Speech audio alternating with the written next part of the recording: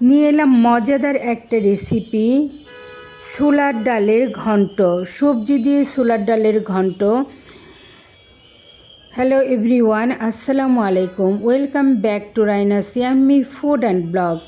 এখানে আমি ছোলার ডাল নিয়েছি বেশি করে, একদম 2 কাপ ছোলার ডাল ওভারনাইট ভিজিয়ে রেখেছি। এখানে সবজি কেটে নিয়েছি, কাঁঠালের বিচি, চাল কুমড়া, ডাঁটা, আলু, এগুলো নিয়েছি পেঁয়াজ, কাঁচামরিচ, রসুন কেটে। আমি দেখতে পাচ্ছেন চুলায় একটা প্যান বসিয়েছি, প্যান নয়, একটা প্রেশার কুকার, একটা আধুনিক প্রেশার কুকার।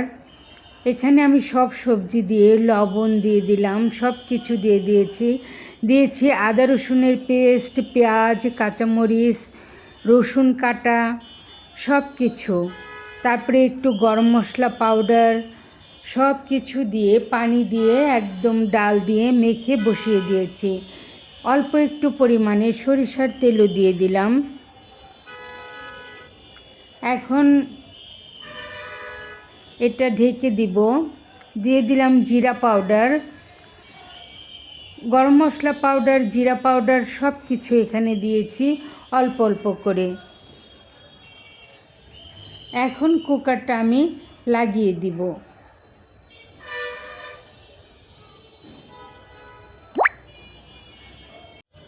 এটা আমার নতুন একটা প্রেশার কুকার, এটা আমি ওইভাবে লাগাতে পারি না, চেষ্টা করে লাগাচ্ছি আর বন্ধুদের সাথে শেয়ার করছি।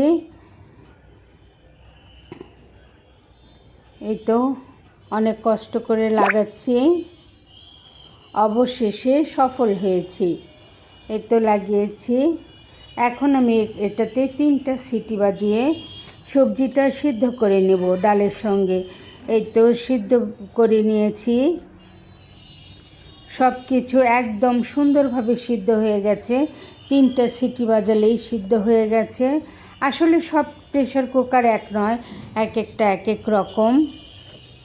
খুব সুন্দর করে সিদ্ধ হয়ে গেছে। এখানে বেশি করে ডাল দিয়েছি, সবজির পরিমাণ কম। লবণ কম মনে হয়েছে, একটু লবণ দিয়ে দিলাম।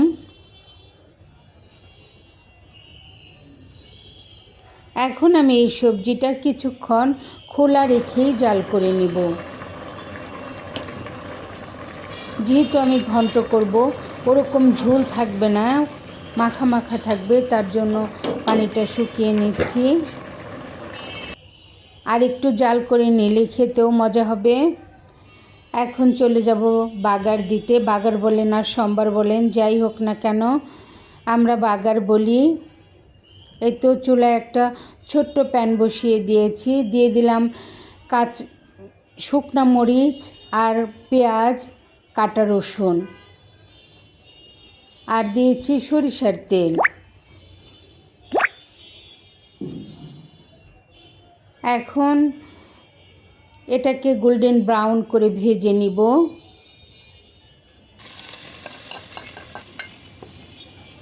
এই তো ভাজা হয়ে গেছে। এখন এটার উপরে আমি ঢেলে দিচ্ছি সবজিটার উপরে। আমি কিন্তু পরে আর কোনো মশলা ব্যবহার করিনি, আমি আগে থেকে গরম মশলা পাউডার, জিরা পাউডার সব কিছুই দিয়ে দিয়েছি। এই তো দেখতে পাচ্ছেন কতটা ইয়াম্মি লাগছে। মজাদার এই ছোলার ডালের ঘন্টটা আমরা সাদা ভাত, রুটি, পরোটা, নান সব কিছুর সাথে খেতে পারি। এমনকি পোলাওয়ের সাথে খেতেও এই ঘন্টটা খুবই মজার হয়ে থাকে, ট্রাই করতে পারেন।